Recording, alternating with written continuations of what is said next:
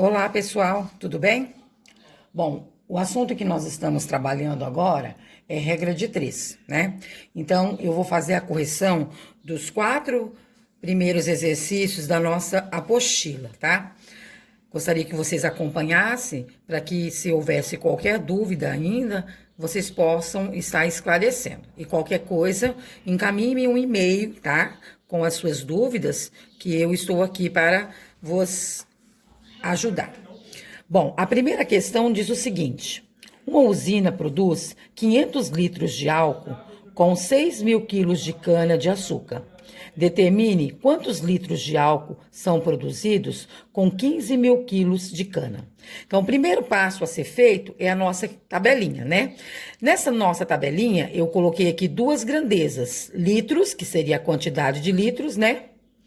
E a quantidade de quilos. Então, eu estabeleci como litros e quilos. Então, no meu exercício diz o seguinte: uma usina produz 500 litros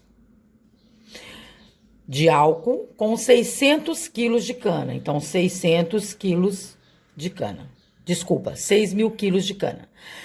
Determine quantos litros de álcool. Então, ele não sabe a quantidade de litros de álcool que serão produzidos com 15.000 quilos de cana. Então, está aqui o meu probleminha.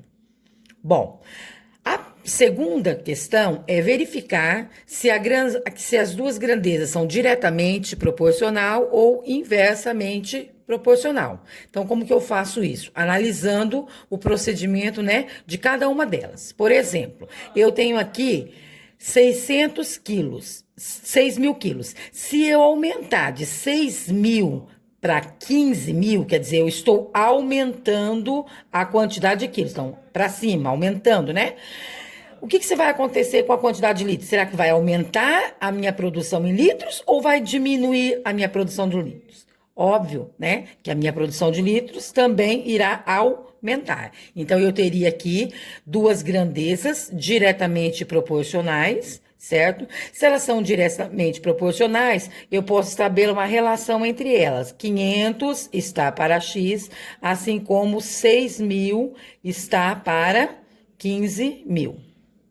Bom, efetuando o cálculo, eu vou ter aqui X vezes 6.000, 6.000x, igual.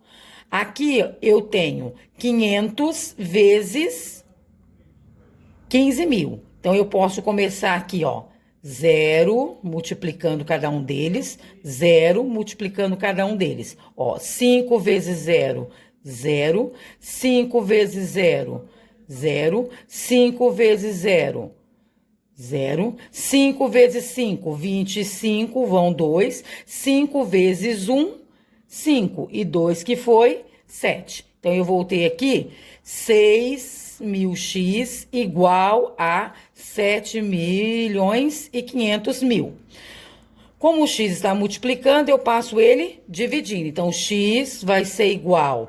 Olha, eu posso cancelar, para ficar mais fácil a divisão, 3 zeros daqui com 3 zeros daqui. Porque daí eu vou ficar com 6 dividido por 7.500.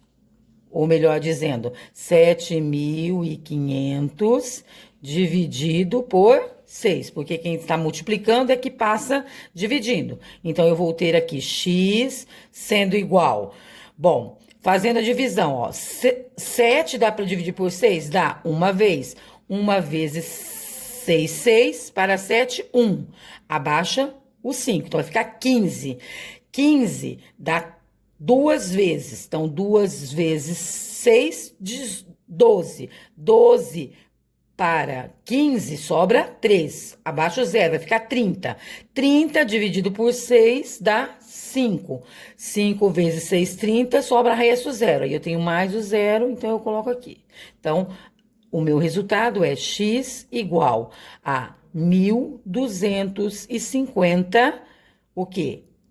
Litros. Então, esse seria o resultado da minha primeira questão. Ok? Vamos para a nossa segunda questão, ó. Um muro de 12 metros foi construído utilizando 2.160 tijolos. Caso queiram construir um muro de 30 metros, nas mesmas condições do anterior, quantos tijolos serão necessários? Bom, eu tenho aqui também duas grandezas, né? A quantidade de tijolos que foi utilizada e a quantidade de metros que foi construído. Então, na minha primeira situação, eu tenho um muro de 12 metros. Então, eu coloquei aqui 12 metros e foi utilizado 2.160 tijolos. Na minha segunda situação, eu tenho um muro de 30 metros e ele quer saber quantos tijolos serão necessários. Então, quantidade de tijolos. Segunda situação é verificar se a grandeza é diretamente ou inversamente proporcional. Bom, pensando na que nós temos aqui, veja, eu tinha 12 metros de muro e quis aumentar para 30, então quer dizer que a minha grandeza metro aumentou. Se eu aumentar a quantidade de metros construídos, automaticamente a minha quantidade de tijolos vai também aumentar. Então, aqui eu tenho uma grandeza, né, diretamente proporcional. Como ela é diretamente proporcional, então eu tenho 2.160x igual a 12 sobre 30.